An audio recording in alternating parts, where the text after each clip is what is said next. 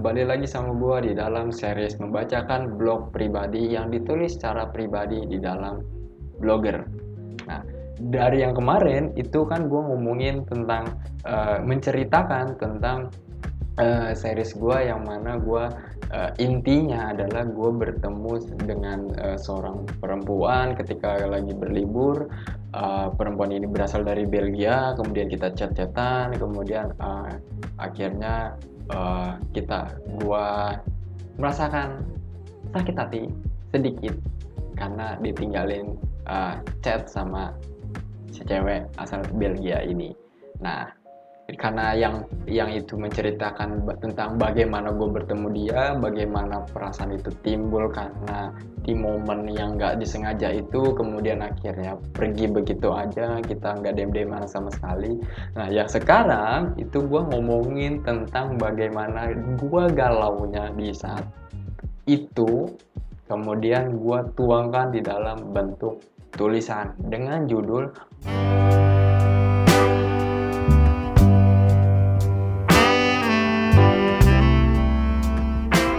pencurian endorfin. Kenapa pakai endorfin? Karena endorfin adalah hormon yang ada dalam badan kita yang membuat diri kita itu merasa lebih senang. Seperti itu, hormon alami. Pencurian endorfin ini itu mengkisahkan gua yang merasa kayak dihianatin sebenarnya. Di saat itu gue merasa gue dihianatin, gue merasa kayak apa yang udah usaha yang gue keluarkan ke dia itu nggak ada hasil sama sekali, pergi begitu aja. Padahal normal sih, gue juga pasti akan merasakan, akan melakukan hal yang sama gitu loh ketika ada orang yang nggak kenal sama sekali, orang yang berbeda dari perspektif yang berbeda, orang yang dari jauh kemudian datang ke kita, ngobrol sama kita, terus ngomongin yang terlalu serius, kayaknya gue juga bakal hilang begitu aja sih, karena ya takut juga sebenarnya gitu loh, karena ngobrol sama orang asing tapi terlalu serius kayak gitu. Gue juga pasti akan ngelakuin hal yang sama. Tapi salahnya adalah ketika itu kan gue lagi merasakan jatuh cinta, jadi seakan-akan tuh gue selalu menyalahkan posisinya dia gitu loh, dengan dia nggak ngechat gue lagi, dia kayak tanpa ada bekas sama sekali. Itu kesannya gue selalu menyalahkan dia, padahal sebenarnya aslinya itu gue yang salah. Terlalu aneh lah nggak deketin orang yang nggak kita kenal sama sekali, dari orangnya dari jauh gitu. Gue akan kayak gitu sih, gue juga pasti akan ngelakuin hal yang sama sih. Oke, kita langsung lanjut ke dalam blognya. Dalam blog ini ada 4 tulisan, 4 kalimat, 4 kalimat pembuka, yaitu "Hei kamu".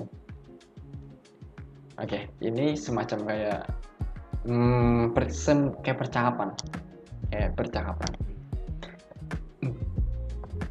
"Hei kamu, iya kamu yang di sana, kamu lupa sesuatu tidak?" Bacanya gitu sih. Oke, ulang. "Hei kamu, iya kamu yang di sana, kamu lupa sesuatu tidak?" Pasti kamu sudah lupa ya.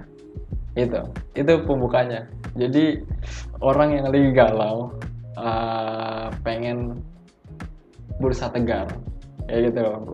Semoga sih lu bisa dapat ya, bisa ngerasain perasaan yang gue tuangkan dalam tulisan ini. Lanjut. Enak ya jadi kamu, mudah melupakan semuanya. Sedangkan aku di sini masih ingat setiap intonasi yang buat aku susah tidur. Saat itu aku merasa tubuhku dipenuhi dengan hormon endorfin. Mengulang diri gue ketika gue lagi seneng-senengnya chat sama dia, gue lagi ngobrol sama dia intens dari pagi sampai malam, sampai subuh, habis itu ketemu pagi lagi, subuh lagi, begitu terus. Jam tidur gue itu jam tidur gue sama dia itu lebih sering begadangnya gitu, lebih berubah gitu loh, karena kita do conversation. Nah, makanya Di sini tuh gue ngerasa gue itu lagi seneng banget, seakan-akan tuh ada hormon endorfin yang berlebihan di dalam diri gue, yang berkecamuk di dalam pikiran gue, di dalam diri gue. Seakan-akan tuh gue selalu yang namanya selalu seneng, selalu melupakan yang namanya realitas bahwa gue pasti akan ditinggalin gitu loh sama orang asing gitu loh, karena memang notabene kita nggak kenal sama sekali gitu loh. Dan agak aneh juga kalau kita ngomongin terlalu serius kepada seorang yang baru banget kita kenal gitu loh. Lanjut. Senang hingga bahagia meracuni setiap darah yang mengalir dalam tubuhku. Tiba-tiba kamu ambil semua itu dengan cara halus semua. Lagi-lagi di bagian ini gue masih menyalahkan dia. Gue masih merasa kayak gue tuh dihianatin sama dia pergi begitu aja gitu loh ya. Itu nggak ada baik-baik ya sama sekali ya. Dan di saat udah mulai kembali normal lagi, gue baru sadar, oh ya kayaknya bakal seperti itu sih secara normal lagi ya kayak gitu yang tadi gue bilang. Ada dua orang yang tidak pernah kenal sama sekali, orang yang dari berbeda negara, orang yang berbeda dari perspektif, segalanya itu berbeda semuanya. Kemudian kita ngobrol seputar yang terlalu serius, itu kayaknya nggak akan yang namanya orang normal akan ngelakuin hal kayak gitu sih, karena ya beda. Siapa lu, siapa gua gitu loh, lu ngapain kok ngomongin percintaan sama gua gitu loh, kayak gitu. Aneh, getir ya rasanya. Ini bahasa getir tuh bahasa waktu gue lagi baca apa ya atau nonton apa itu gue denger kalimat itu, tahu kata itu tuh langsung kayaknya canggih nih kata-kata ini ya. Akhirnya gue buat lah, kemudian gue tulis lah gitu loh di dalam blog ini. Getir ya rasanya, bayanganku sampai menangis dalam diam melihat dirinya yang asli sedang tersiksa saat itu. Menurut gue ini bagian ini tuh oke. Ya, menurut gue ini bagian ini adalah oke banget, karena gue juga nggak nyangka gue bisa buat tulisan yang sekalimat ini aja ya. Getir ya rasanya, bayanganku sampai menangis dalam diam melihat dirinya yang asli sedang tersiksa saat itu.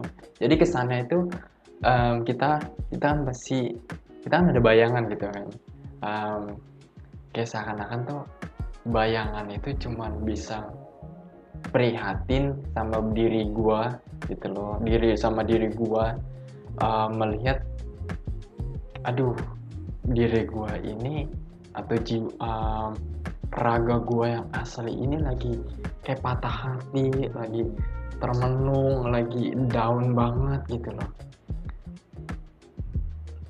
lagi jatuh cinta sama orang terus ditinggalin. Nah itu bayangan gue seakan-akan tuh bayangan gue ngerasain yang namanya apa yang gue rasain gitu sebagai diri asli gue, tapi dia nggak bisa ngelakuin apapun gitu loh, karena ya bayangan itu kan ngelakuin apa yang badan aslinya itu lakukan. Ibaratnya si bayangan itu atau shadownya itu cuman kopas doang gitu loh dari si badan aslinya, jadi nggak bisa ngelakuin apa-apa sebenarnya gitu loh, cuma bisa punya perasaan kayak gitu. Imajinasi gue tuh seperti itu menggambarkannya. Membuat tulisan dalam bentuk apapun itu pasti pengen bentuknya itu berlebihan gitu loh, supaya menggambarkan tidak setengah-setengah dalam menyalurkan atau menggambarkan sebuah perasaan di dalam bentuk tulisan. Makanya pengen orang yang bisa ngebaca atau gua sendiri yang ngebaca tulisan gua ini bisa langsung dapat gitu loh perasaan gua ketika gua lagi menuliskan di saat itu. Lanjut. Kamu tahu kan kalau ditusuk pisau rasanya itu sakit banget. Kalau sekarang bukan pisau doang yang bisa bikin sakit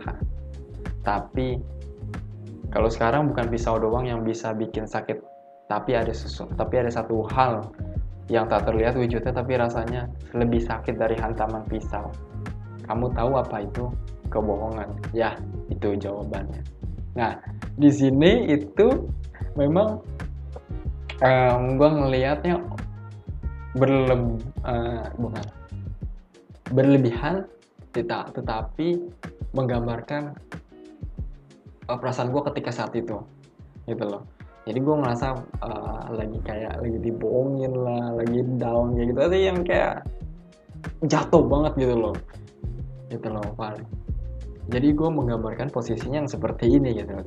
Ternyata tuh ada rasa sakit yang ditimbulkan itu bukan ada rasa sakit itu yang berlebih, bukan hanya karena ditimbulkan dari sayatan pisau, tapi ada yang lebih parah lagi gitu loh. Bahkan bendanya itu nggak kelihatan, yaitu apa, ya diri lu yang sedang berbohong, diri lu yang mengkhianati kita. Nah itu yang menimbulkan rasa sakit tapi berlebih daripada sayatan pisau, tapi bendanya itu nggak kelihatan, tapi sakitnya itu malah berlebihan dari hanya sekedar sayatan pisau. Terima kasih ya atas kedustaan yang kamu berikan.